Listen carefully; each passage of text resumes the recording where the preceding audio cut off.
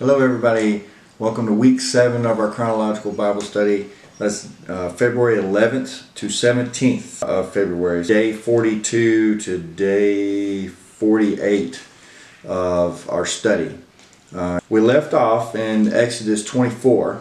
Then the Lord said to Moses, "Come up to me on the mountain, stay there, and I will give you the tablets of stone on which I have inscribed the instructions and commands so you can teach the people." So Moses and his assistant Joshua set out, and Moses climbed up the mountain of God. Moses told the elders, "Stay here and wait for us until we come back. Aaron and Hur are here with you. If anyone has a dispute while I am gone, consult with them." So consult with Aaron. Then Moses climbed up the mountain with Joshua, and the cloud covered it. And the glory of the Lord settled down on Mount Sinai, and the cloud covered it for 6 days. On the 7th day, the Lord called to Moses from inside the cloud to the Israelites at the foot of the mountain. The glory of the Lord appeared at the summit like a consuming fire. Then Moses disappeared into the cloud as he climbed higher up the mountain. He remained on the mountain 40 days and 40 nights. So chronologically, that's where we left off.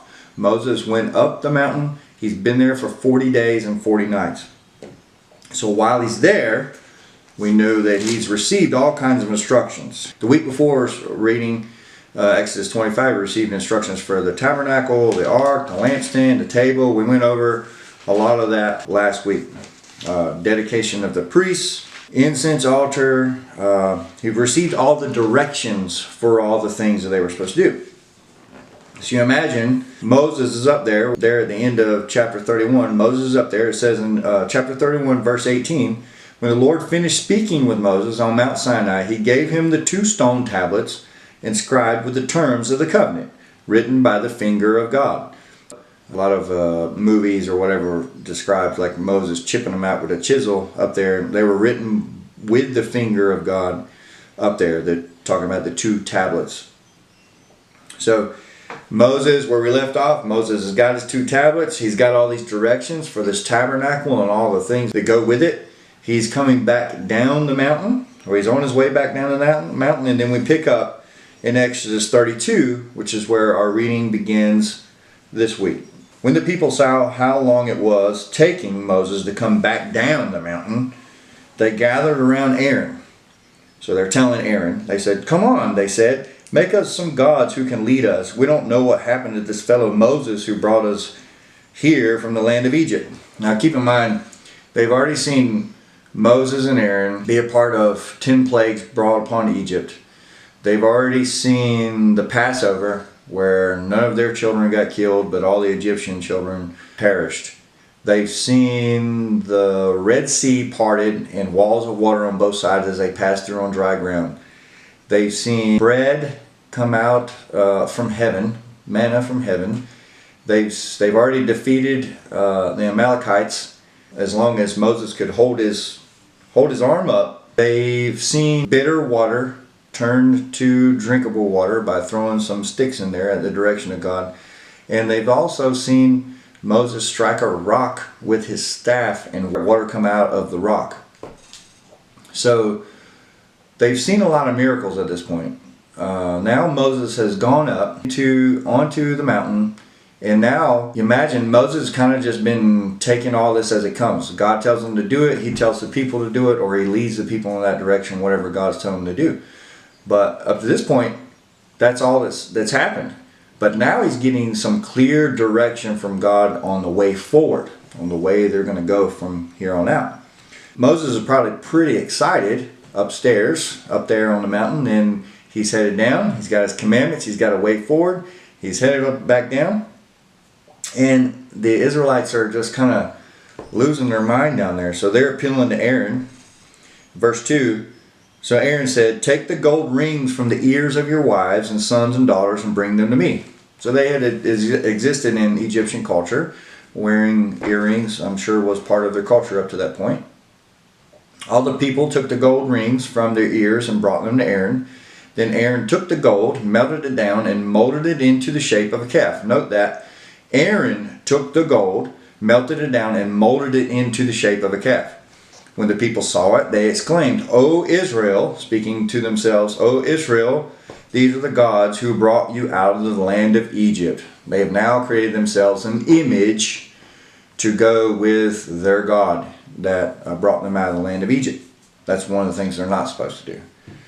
Aaron saw how excited the people were, so he built an altar in front of the calf. Remember, the altars at this point, they weren't like this thing that we just read about that God gave them the directions for. This is a pile of unhewn rocks stacked up. Right? So he built an altar. Then he announced tomorrow will be a festival to the Lord. So this is Aaron, who's supposed to be the priest. He's kind of at a loss here, because usually he's received the instructions from Moses and then he just does what he's told to do. Here he's having to make decisions, and you see that he's maybe not making the best decisions in the world. He's like, sure, we make this golden calf, and yes, this can be the representation of God in heaven. By the way, tomorrow we're going to have a festival. In verse 6, the people got up early the next morning to sacrifice burnt offerings and peace offerings. After this, they celebrated with feasting, drinking, and they indulged in pagan revelry. So the Lord is with Moses up on the mountain. He says, quick, go down the mountain. Your people whom you brought from the land of Egypt have corrupted themselves. How quickly they have turned away from the way I commanded them to live. They have melted down gold and made a calf, and they have bowed down and sacrificed to it. They are saying, these are your gods, O Israel, who brought you out of the land of Egypt. So this is extremely offensive to God, because it's one of the things he's strictly forbidden, to make themselves an image, and they've gone and done it. Then the Lord said, I have seen how stubborn and rebellious these people are. Now leave me alone, so my fierce anger can blaze against them, and I will destroy them. Then I will make you, Moses, into a great nation. Moses is faced with this temptation to be like, to let this go on, to let the Lord's anger burn. Moses here could start over as the next Abraham. He could be the father of a great nation, like was promised to Abraham. And they remember Moses as the great patriarch rather than Abraham. But he chooses not to do that. Moses tried to pacify the Lord as God. He said, O Lord, he said, why are you so angry with your own people, whom you brought from the land of Egypt with such great power and such a strong hand? Why let the Egyptians say their God rescued them with the evil intention of slaughtering them in the mountains and wiping them from the face of the earth? Turn away from your fierce anger. Change your mind about this terrible disaster you have threatened against your people. Now remember, God doesn't change his mind. God knows what's going to happen long before anything happens. What's actually happening here is that Moses is going from a person that's being charged with something that he doesn't necessarily want to do. If you remember way back when he was like, send anybody but me. When he was at Sinai, the first time when he was living in Midian, he was like, don't send me to Egypt. And the Lord ends up saying, okay, well, I'm going to send your brother Aaron, and Aaron can speak for you because you're not wanting to do it. So up to this point, Moses has always kind of been pushed into the situation. He's found himself in this situation, and he's kind of just, he's obeyed. He's done what God told him to do, but he didn't really have the buy-in. But now you see, with God saying this, Moses has had to switch his thinking of doing merely what he was told to do, but now he's being transformed into this leader who actually cares for the people that he's leading. Now you see him actually pleading with God, let me lead them. We'll figure this out. Don't destroy them. So he's actually has some buy-in now after that time. And also, he's been faced with the temptation of being the one that's known and the one that the Lord will make a name for. And he's resisted that temptation. So now he is proven himself to be the leader that he needs to be to continue on for the next 40 years in their trials. Verse 13, remember your servants, Abraham, Isaac, and Jacob.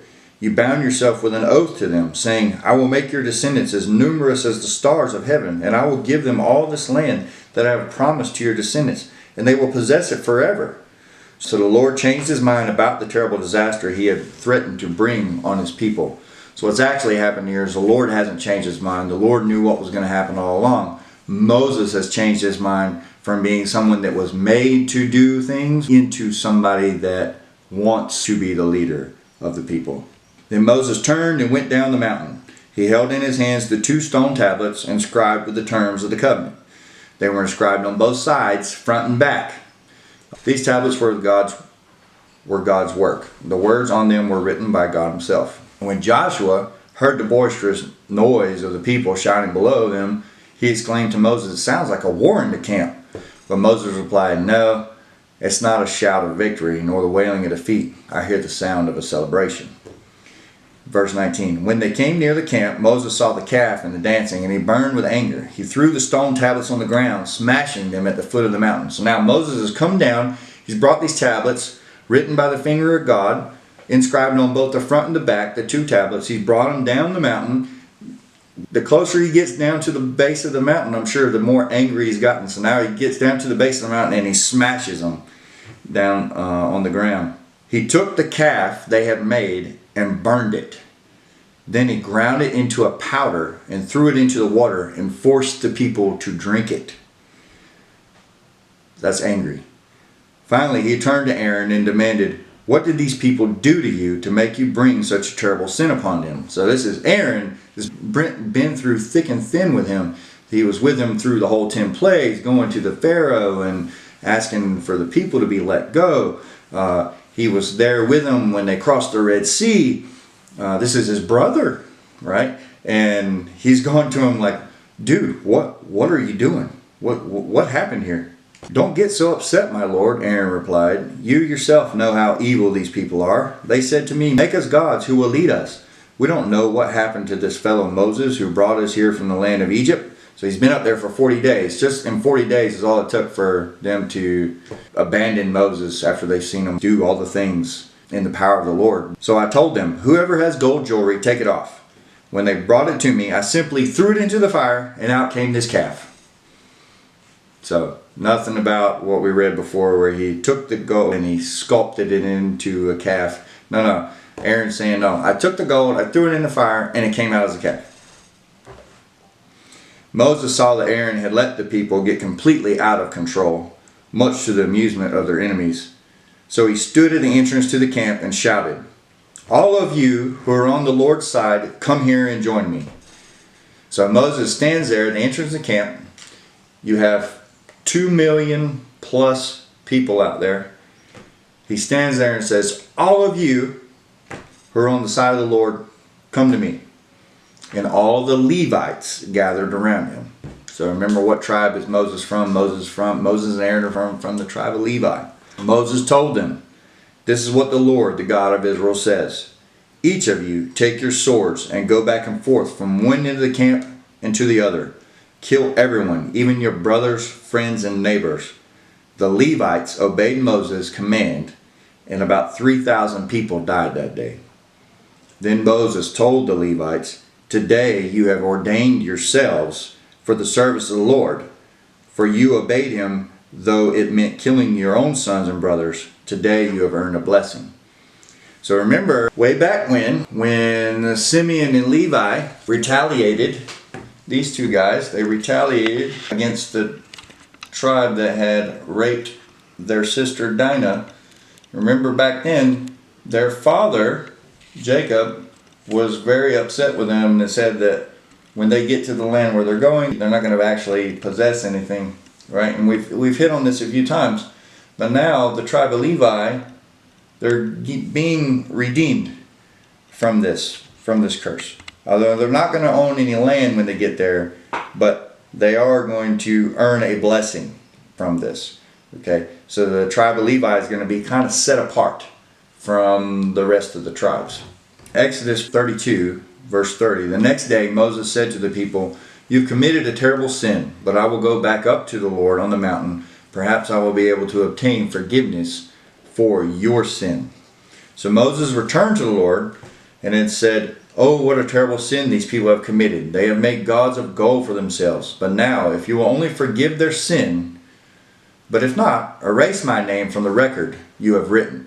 Again, Moses chooses not to be the exception of it. He chooses to go down with the ship. So if you're not going to redeem the people, I don't want to be remembered either, because I've failed as a leader. You see how Moses now, instead of being a leader that's pushed into leading the people, He's become a true representative of the people, and he's choosing, if the people are wiped off, he don't want to be remembered because that means he was a poor leader.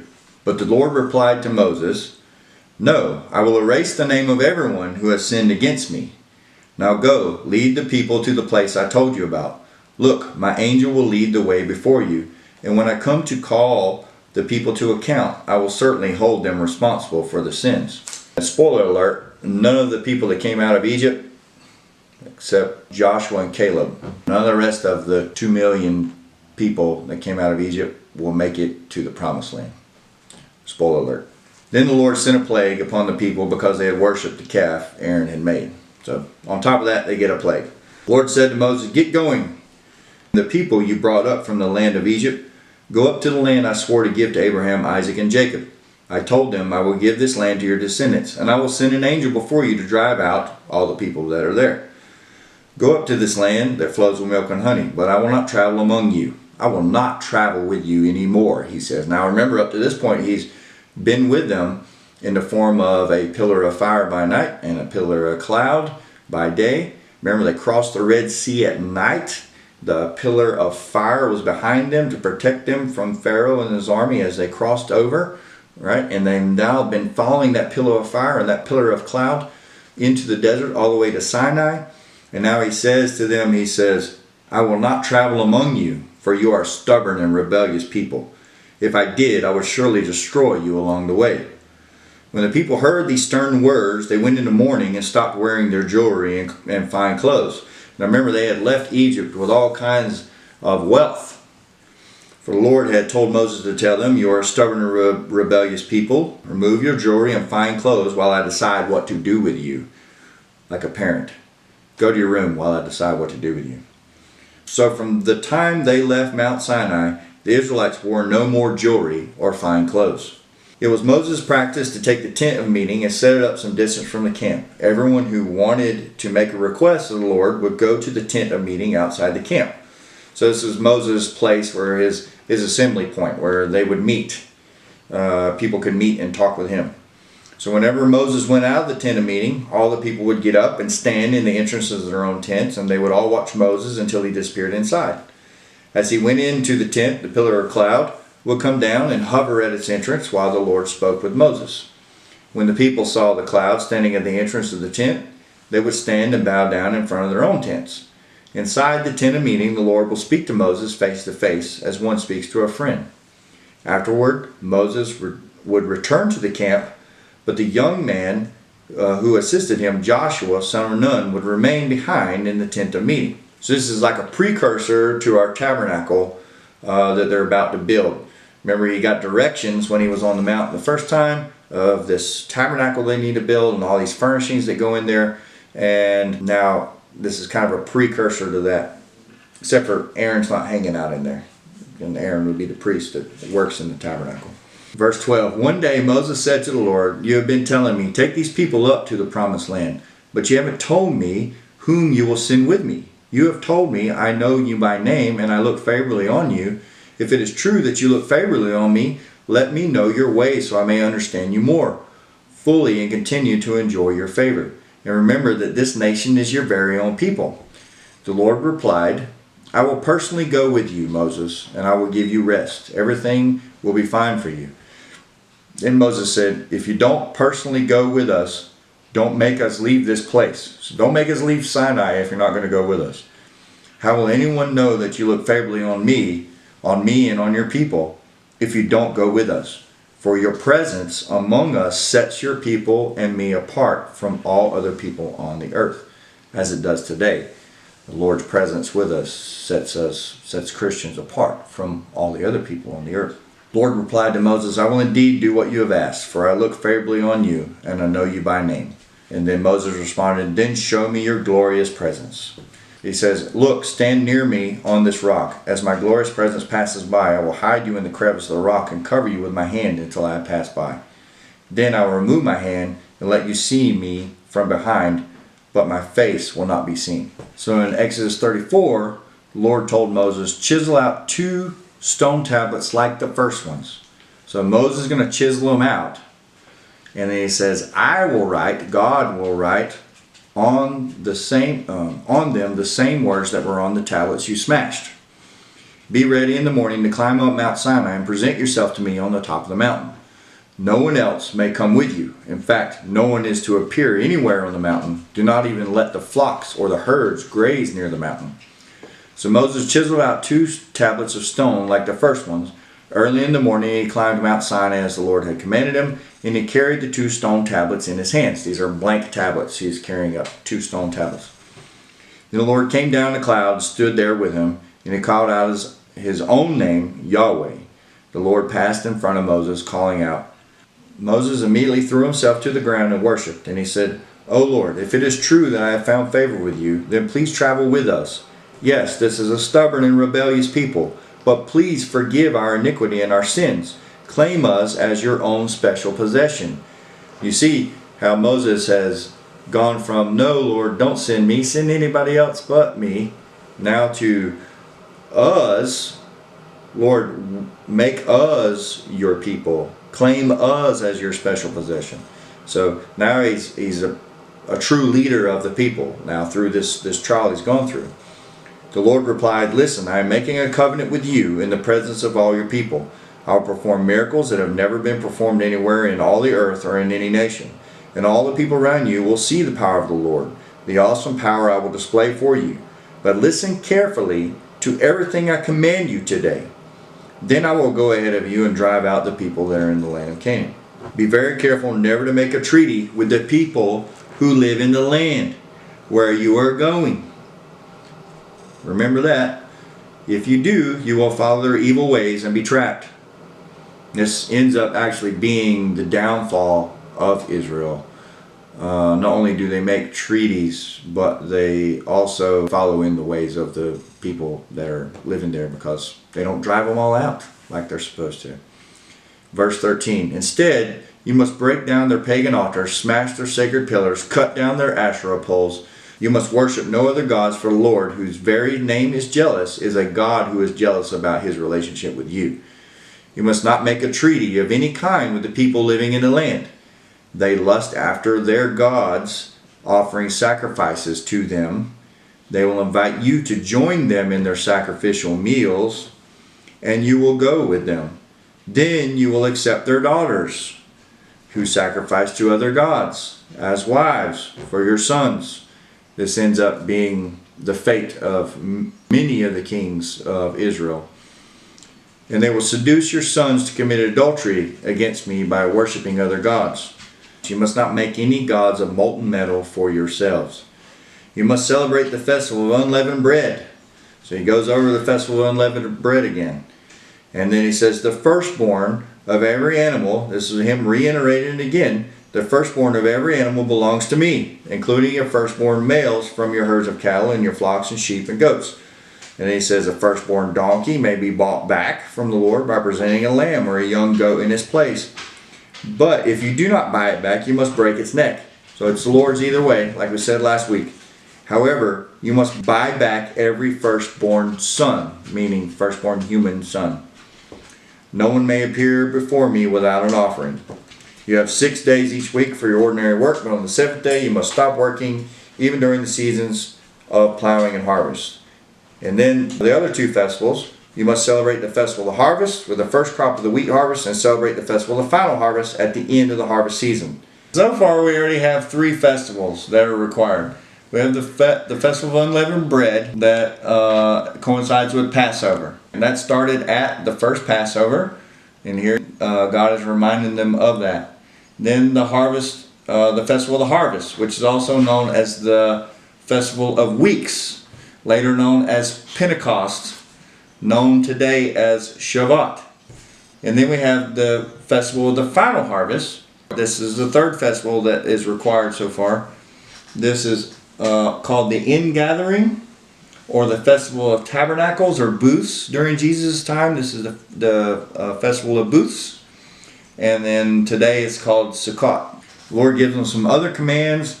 And then in verse 28 it says, Moses remained there on the mountain with the Lord for 40 days and 40 nights. So this is another 40 days, 40 nights. And all the time he ate no bread and drank no water. And the Lord wrote the terms of the covenant, the 10 commandments, on the stone tablets that he carried up there with him. When Moses came down Mount Sinai carrying the 2 stone tablets inscribed with the terms of the covenant, this is the second time, he wasn't aware that his face had become radiant because he had spoken to the Lord. So when Aaron and the people of Israel saw the radiance of Moses' face, they were afraid to come near him. Then all the people of Israel approached him, and Moses gave them all the instructions the Lord had given him on Mount Sinai. When Moses finished speaking with them, he covered his face with a veil. But whenever he went into the tent of meeting to speak with the Lord, he would remove the veil until he came out again. Then he would give the people whatever instructions the Lord had given him.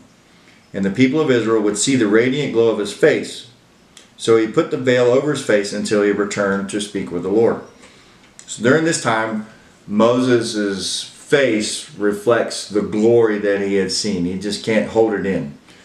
So the Lord had given directions to build all these different things to Moses the first time he was on the mountain back in Exodus 25.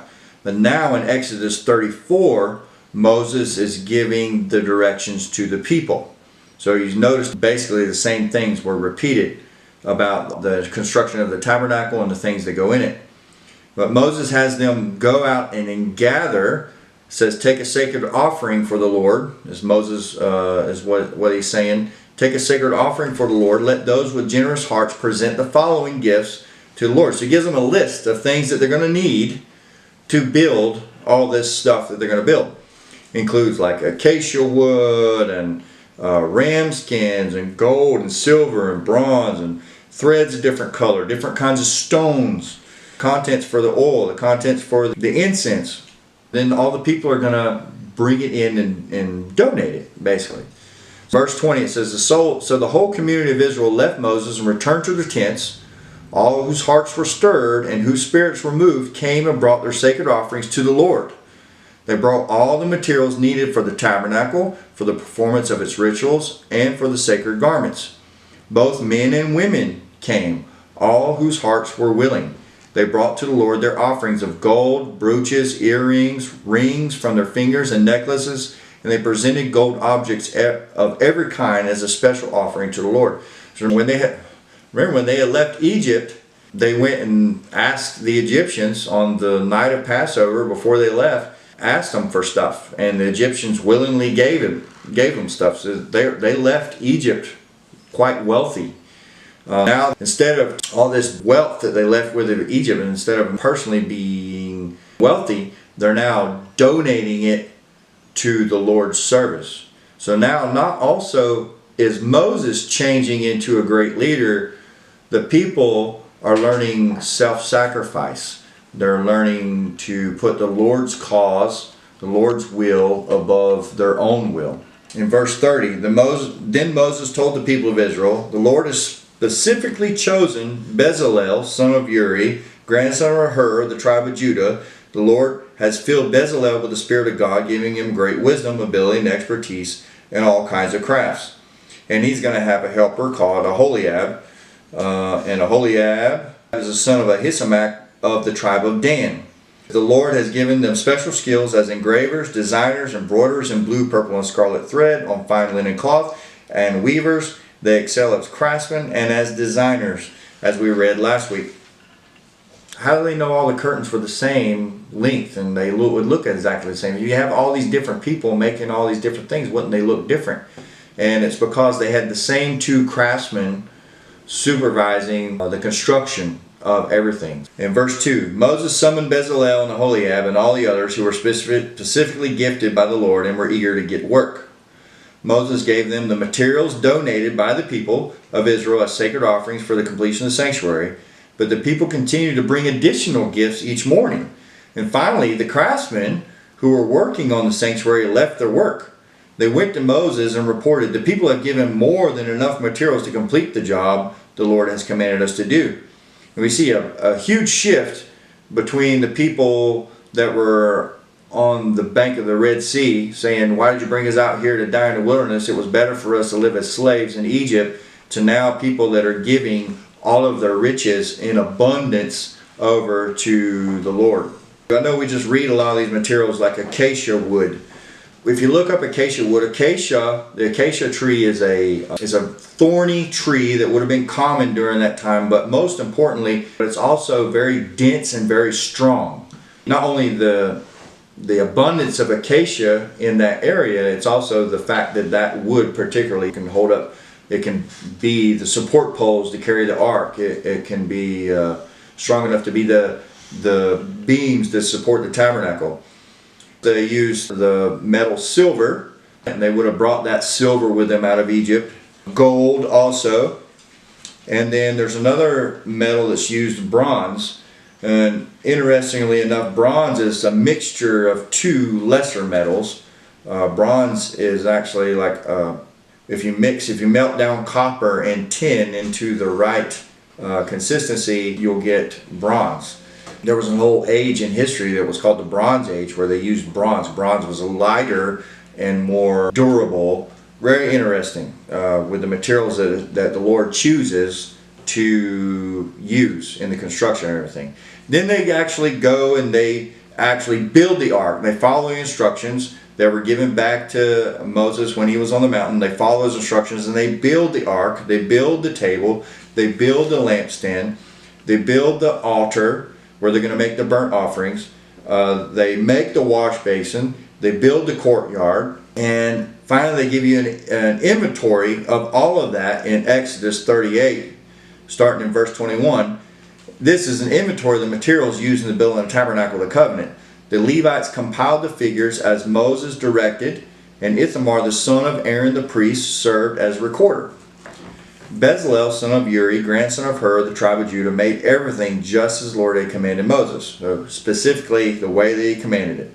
He was assisted by Holiab of the tribe of Dan. So the people brought special offerings of gold totaling 2,193 pounds. And it says that they gave 7,545 pounds of silver. The people also brought as special offerings 5,310 pounds of bronze. So this is bronze that was already made, unless they out in the desert smelted together 5,310 pounds of copper and tin and made 5,300 pounds of bronze in the desert. I highly doubt it. So this is bronze that was already made over in Egypt. That's over 15,000 pounds of just gold, silver, and bronze that these people were carrying out of Egypt and then donated. Don't know how much they have left, actually, that they're still carrying, but that's 15,000 pounds that these 2 million people now have brought out of Egypt. So you can imagine Egypt is probably a lot less financially secure than they were before the Israelites left out of the land of Goshen. So they go and they make the clothing for the priests, they make the ephod, they fasten the stones on the shoulder pieces of the ephod as a reminder that the priests represent the people of Israel. Remember, those stones had the names of the tribes of Israel on them. And then, interesting note, on Aaron's robe, they make bells of pure gold and place them between pomegranates on the hem of the robes. All the way around them, on the hem of the robe, there's little bells and little pomegranates, just like a little ball made of yarn in between each bell. So as he walks, you hear these bells jingling. Verse 30, they made the sacred medallion, the badge of holiness of pure gold. They engraved it like a seal with these words, holy to the Lord. And they attached the medallion with the blue cord to Aaron's turban, just as the Lord had commanded Moses. So on whatever kind of hat that Aaron is wearing, now he has this golden medallion as was specified by the Lord. So then Moses goes over and inspects the work. We are the same year, now all this has happened within the same year that they actually left Egypt. So it's been an eventful year for them. Moses goes back and he inspects all the work there in chapter 39. So it ends up looking kind of like this after all that design. So the tabernacle always faces east. Okay, so when they set it up, the entrance always faces east. So you got east, west, north, south. First you have the courtyard, which is a big curtain that goes around the tabernacle with the gate there in the east. And then inside, say once you go into the courtyard, you've got your altar, burnt offerings there. you've got your wash basin that's in between the altar and the tabernacle, or the holy place. You go inside that curtain in the holy place, you've got your table of the presence where the showbread and utensils are. You've got the menorah, or what they call the lampstand here, that's made from solid gold. And then you've got your altar of incense, which is just like this altar, just smaller. It's where they burn incense inside that's pleasing to the Lord. Incense that's specifically made a certain way and cannot be reproduced. It can only be used for this purpose, this mixture.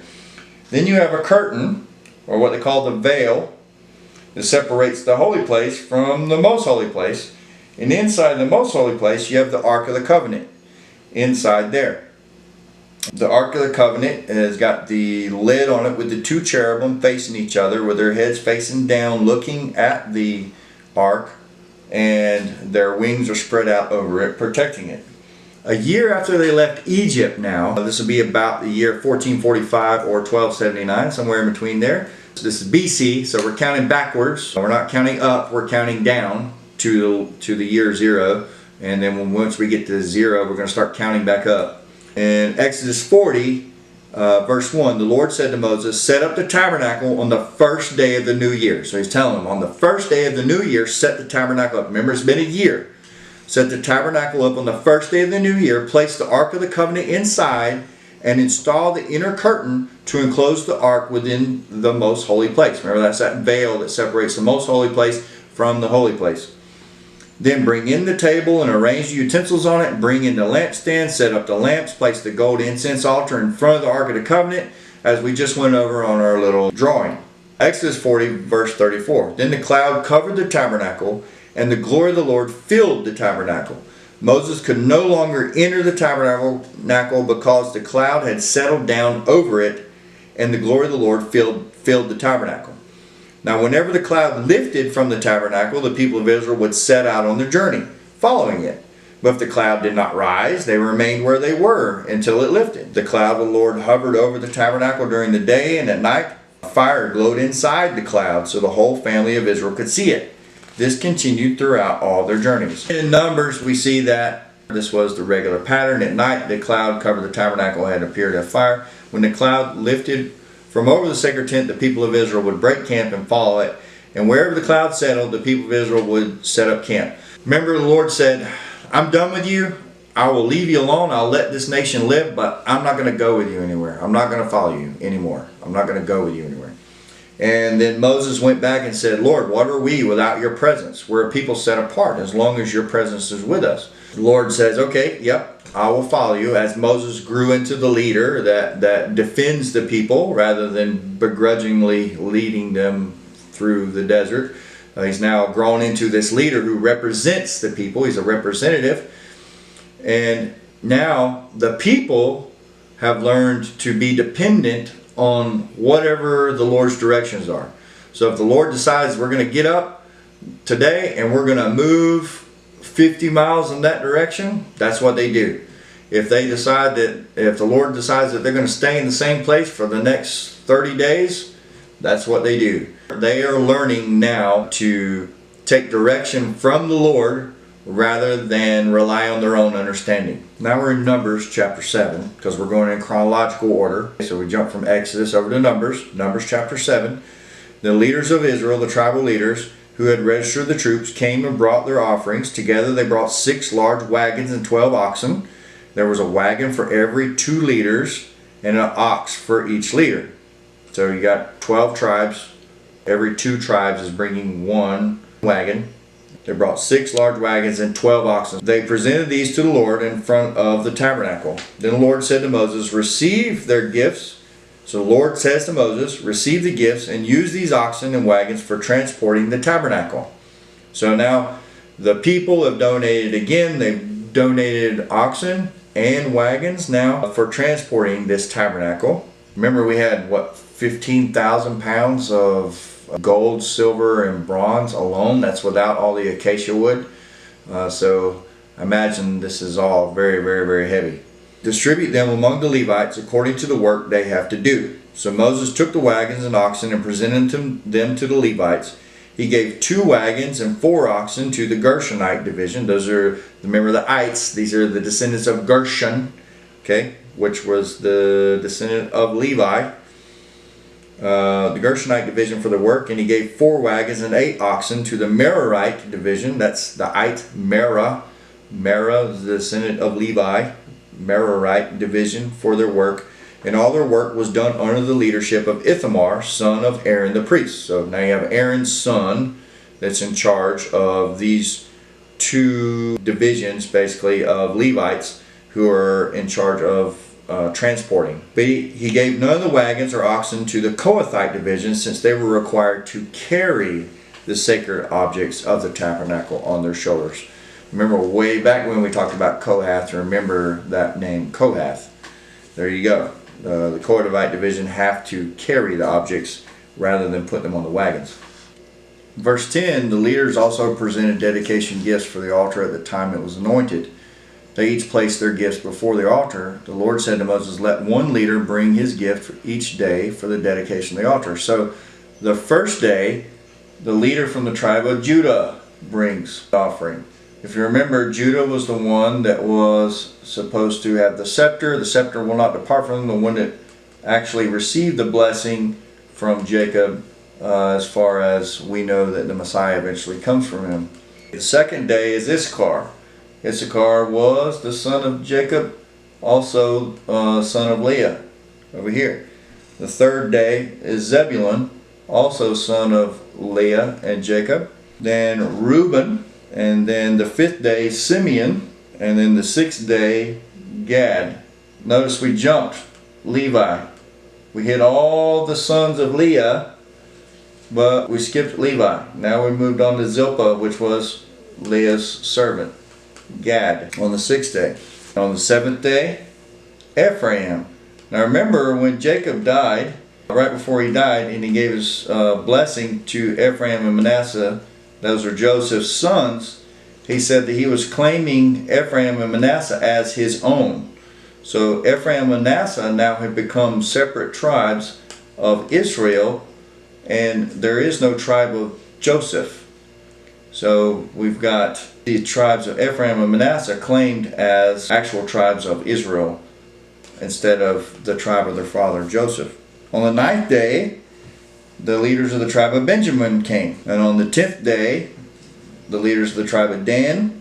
The 11th day, Asher. So we jump back up to Zilpah. And then on the 12th day, finally, Naphtali. Verse 84. So this was the dedication offering brought by the leaders of Israel at the time. Then verse 89. So whenever Moses went into the tabernacle to speak with the Lord, he heard the voice speaking to him from between the 2 cherubim above the ark's cover, the place of atonement that rests on the ark of the covenant.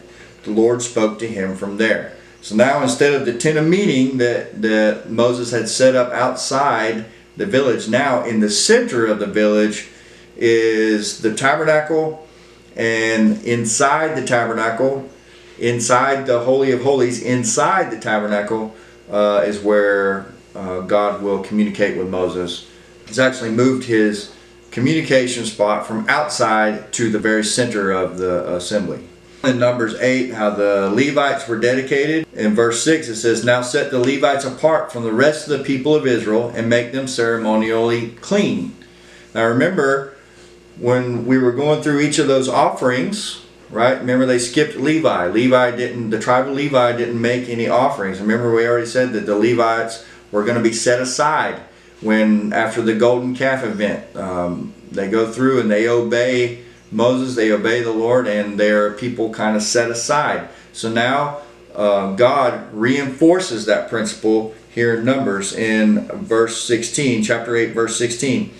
He says, of all the people of Israel, the Levites are reserved for me. I have claimed them for myself in place of all the firstborn sons of the Israelites. You remember back to Exodus 13, God said that all the firstborn sons will be given to me. And now God is taking the whole tribe of Levi in place as substitutes of all the firstborn sons of Israel. For all the firstborn males among the people of Israel are mine, both of people and animals. I set them apart for myself on the day I struck down all the firstborn sons of the Egyptians. Verse 18, yes, I have claimed the Levites in place of all the firstborn sons of Israel, and all the Israelites I have assigned the Levites to Aaron and his sons. They will serve in the tabernacle on behalf of the Israelites and make sacrifices to purify the people, so no plague will strike them when they approach the sanctuary. So now you have Aaron and his descendants that are going to be the priests of the Israelites. But not only do Aaron and his sons serve the people or represent the people, but the whole tribe of Levi are going to act in that capacity. There won't be priests, but they will be in support of the priesthood, in support of the worship of God. In verse 23, the Lord also instructed Moses, this is the rule the Levites must follow. They must begin serving in the tabernacle at the age of 25. So whether they're working in the tabernacle or around outside the tabernacle, they begin working at 25, and they must retire at the age of 50. So after retirement, they may assist their fellow Levites by serving as guards at the tabernacle, but they may not officiate in the service. This is how you must assign the duties to the Levites. So then they have their second Passover. So remember, the first Passover was in Egypt when the actual Passover happened, and now they've been away for a year and they are in the desert at Sinai, and they celebrate the second Passover. Remember what coincides with that also is the festival of the unleavened bread. Then God goes on and gives them very specific. We move over to Leviticus, which coincides with this same giving of the law. We move over to Leviticus. God gives them very specific instructions on how to conduct various sacrifices and offerings. Alright, so we're going to start compiling a list of all these offerings and sacrifices, okay? So far in our reading, up to the 17th of February, day 48, we've just gotten through some of these offerings and sacrifices. They can so far be split up into two major groups. The burnt offerings and then your grain offerings. Your burnt offerings can be split up into different occasions. For the occasion of making a peace offering with a sheep or a goat, that's a burnt offering. You can make a sin offering, and he has very specific directions how to do that. How to give one for the high priest. If the high priest sins, if all of Israel sins, or the leaders of the people sin, or if the common people, one of the common people need to make a sin offering. He gives directions on each one of those categories also. You can do it with a sheep and a goat or a dove, and if you don't have a dove, you can do a pigeon. If you're too poor and you don't have any of those things, you can make a grain offering over here underneath the sin offering. And then there's also the guilt offerings. So this is where we're at so far with our sacrifices up to Leviticus chapter 6. So next week we're going to start off with Leviticus chapter 7, and we're going to finish going through our different offerings.